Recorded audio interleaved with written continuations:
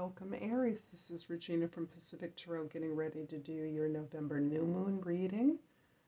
The new moon is in Scorpio. It's just ahead of November, but this reading is intended for the first 2 weeks of November. If you find that this reading resonates with you, please like and subscribe to my channel. I appreciate all the support that you give me, and it is deeply felt. Before we get started, I also want to say that Jupiter will be stationing direct at the very end of Pisces, moving back into Aries in November, and Mars is going to go retrograde in Gemini. These planets together are helping us to deal with those areas of frustration, slow motion, not seeing the movement or the results that we want from a place of our strengths, our confidence, our ability to see the big picture.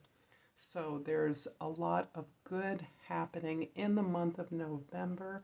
Let's get started, Aries, with your overall energy for the first 2 weeks. Ace of Pentacles, Ace of Coins. This is giving you the clarity of a new direction, a new opportunity. This is you considering the potential of a situation and looking at quite likely a very new enterprise, new business, new effort, new project, new community that you are making a contribution to.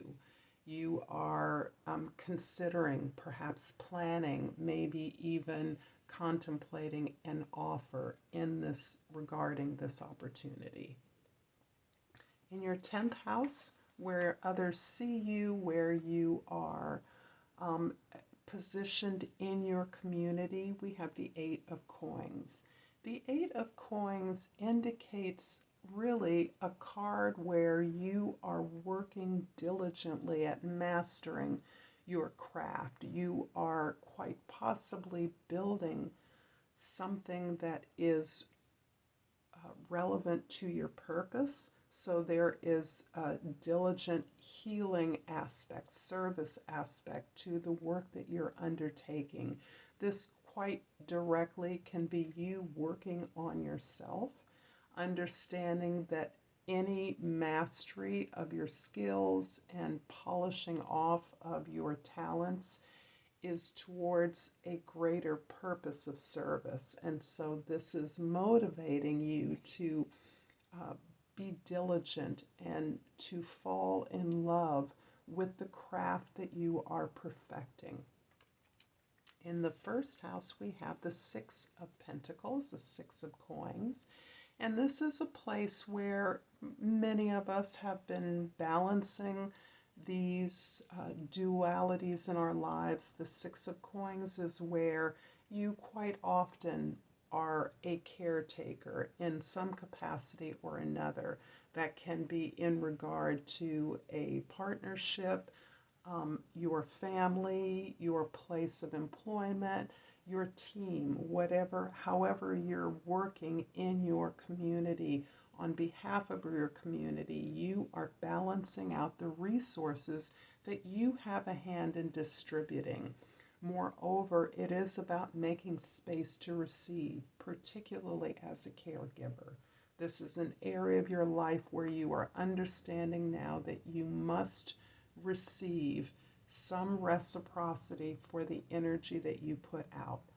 Without that, you are unable to continue the sense of generosity, the ability to support, and to be a philanthropist at some level. This is you in a position to distribute resources and to make judgments about who receives the resources you have some stewardship over.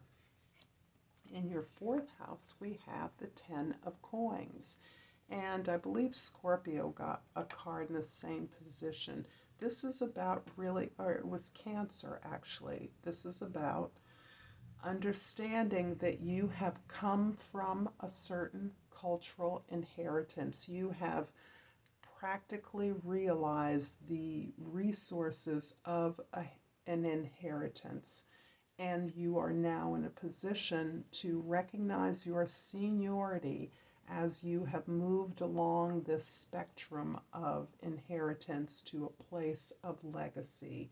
And the legacy is the responsibility for understanding that what you have been given, you also can provide to others moving forward.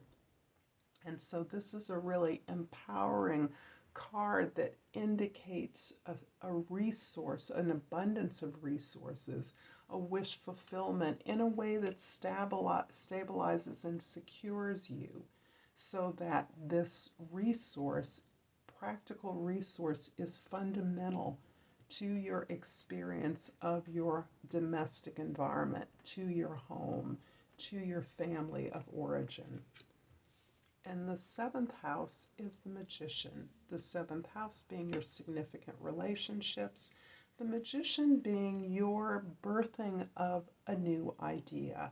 It really resonates beautifully with the Ace of Coins, the Ace of Pentacles here, in that you are considering the possibilities in something that you are starting.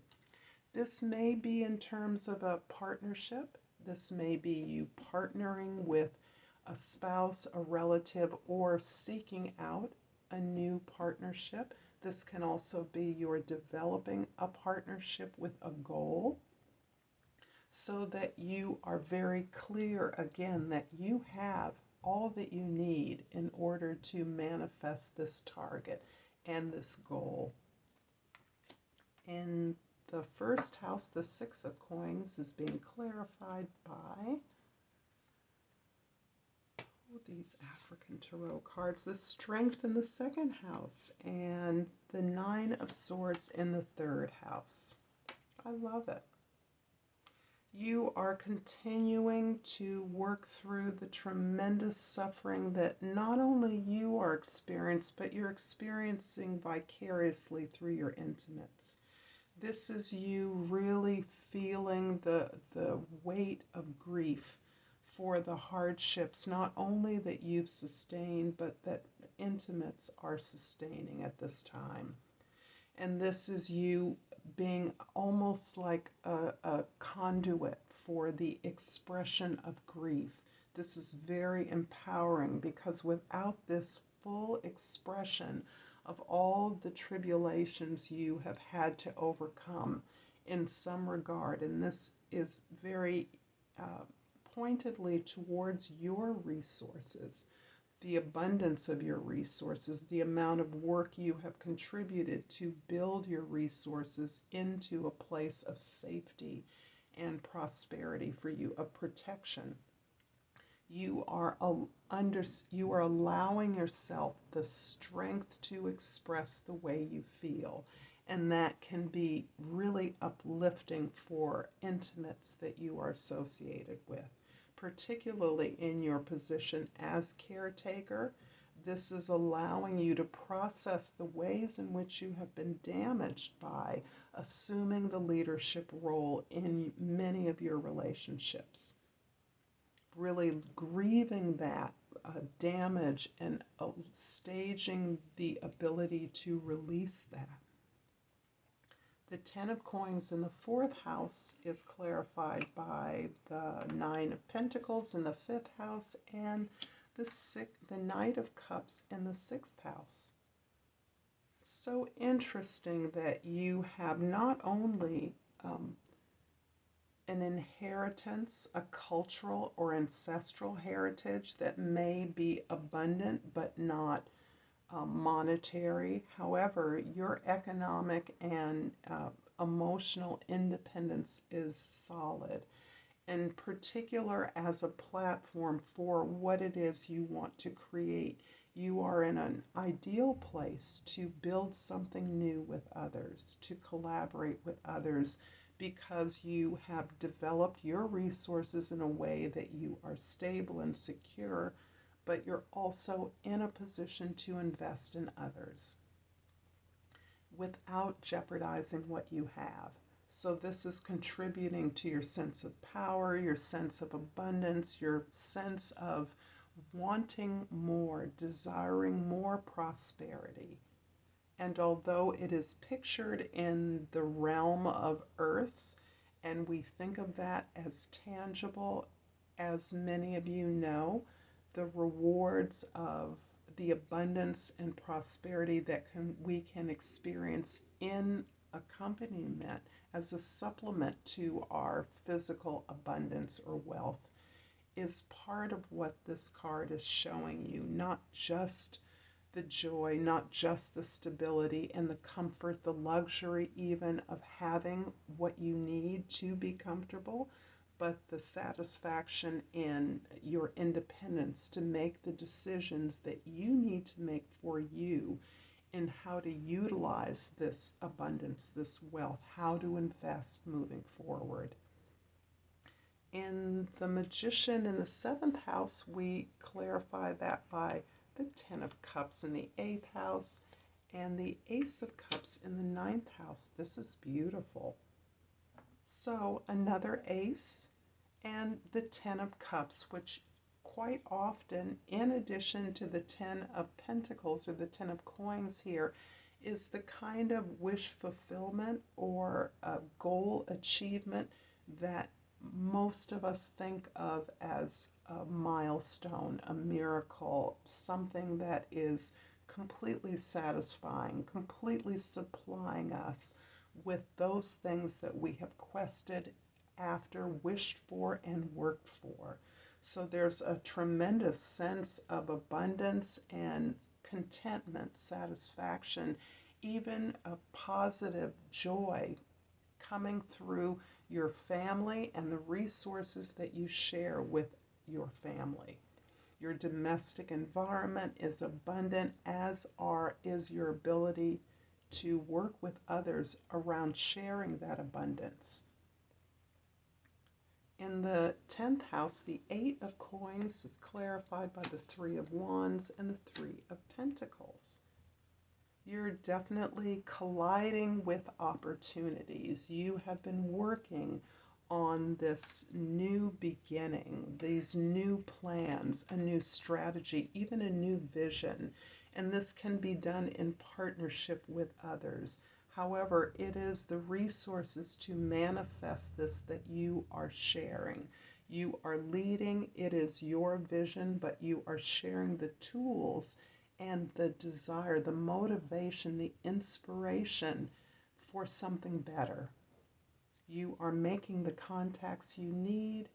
You are working with others in such a way that you are decimating the traditional hierarchies that may have been instituted in your family, in your domestic environment, but those are being shattered by the way that you are now understanding you can work with others to achieve more, to elevate the quality of what you've been able to accomplish on your own or in the past. I'm going to finish up this reading, with Crystal Spirit Oracle.